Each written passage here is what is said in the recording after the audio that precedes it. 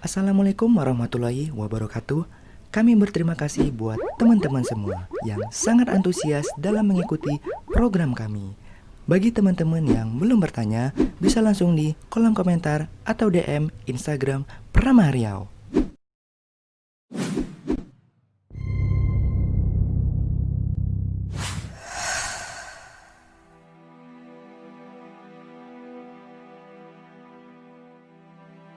Di dalam kitab At-Tibyan fi Adab Hamlatil Quran lil Imam Zakaria Syaraf An-Nawawi rahimahullahu taala, di sana disebutkan beberapa adab-adab dan amalan-amalan yang baik ketika saat khatam Quran.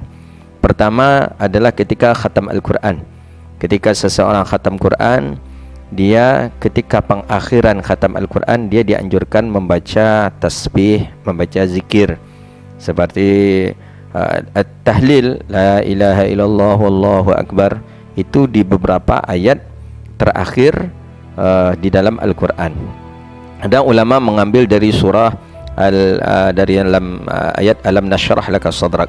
Ada sebagian di kampung-kampung kita itu ketika membaca ayat alhaakumut takatsur, itu setelah itu baca la ilaha illallah wallahu akbar, Bismillahirrahmanirrahim, wal asri innal insana lafi khusr illa alladhina amanu wa 'amilus solihati wa tawassaw bil haqqi wa tawassaw bis sabr, la ilaha illallah wallahu akbar walillahil hamd, bismillahirrahmanirrahim. Begitu selanjutnya sampai surah An-Nas. Kemudian yang kedua, di dalam kitab itu disebutkan kita dimakruhkan atau dilarang kita berhenti ketika An-Nas saja.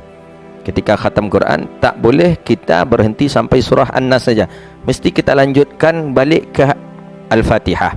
Jadi qul a'udzu birabbin nasi malikin nasi ilahin nasi min syarril waswasil khannas alladzi yuwaswisu fi sudurin nasi minal jinnati wan nas, la ilaha illallah wallahu akbar walillahil hamd.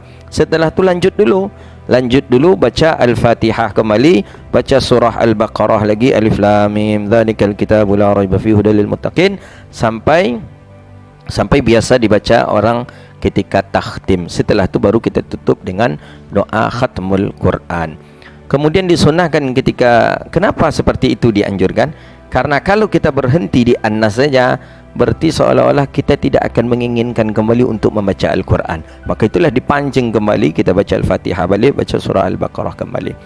Kemudian amalan yang bagus ketika khatam Quran lagi, yaitu kita mengundang orang banyak, diajak orang bersama-sama hadir. Karena sebagaimana hadis Rasulullah SAW, ketika khatam Quran turunlah 7.000 malaikat yang berdoa dan mohon ampun kepada Allah untuk orang yang khatam Quran. Bersedekah, kemudian yang keempat dianjurkan kita bersedekah ketika khatam Quran. Ajak orang ramai-ramai, diajak makan, dan diajak orang ramai-ramai memakan makanan hidangan yang kita sediakan. Begitu dia amalan-amalan yang diamalkan ketika khatam Quran.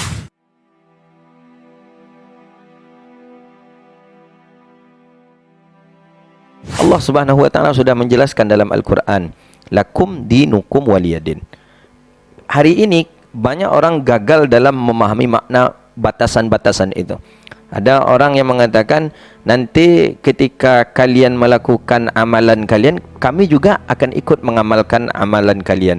Tapi ketika kami mengamalkan amalan kami, kalian ikut pula. Maka hari ini banyak, ada ketika Natal, ada yang datang ke gereja pidato, ada yang datang ke gereja baca hadrah, ada datang ke gereja baca salawat, ada datang ke gereja membawa kuih. Itu gagal dalam gagal dalam masalah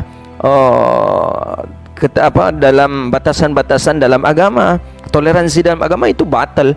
Dulu orang-orang kafir Quraisy sudah menawarkan ke Nabi Muhammad, ya Muhammad, ya Rasulullah, ya Muhammad, bagaimana Muhammad, kami datang ke ibadah-ibadah kalian, tapi kalian nanti datang pula ke ibadah-ibadah kami. Kami ke gereja, kalian datang ke gereja. Kami ada baktian, kalian datang ke tempat kami. Tapi ketika kalian solat, kami datang pula ke tempat kalian, Muhammad. Bagaimana Muhammad? Langsung ayat Allah turun, Qul ya ayyuhal kafirun la a'budu ma ta'budun wala antum 'abiduna ma a'bud wala ana 'abidum ma 'abadtum wala antum 'abiduna ma a'bud lakum dinukum waliyadin. Katakan kepada mereka orang-orang kafir, tuhai Muhammad, Kami tidak akan menyembah apa yang kalian sembah, dan kalian pun tidak akan menyembah apa yang kami sembah. Lakum dinukum waliyadin. Bagi kamu agama kamu, bagi kami agama kami. Maka oleh karena itu, batasan itu adalah batasan yang jelas sekali antara kita seorang muslim dengan kafir. Jangan sampai kita campur adukkan antara kebatilan dan yang hak.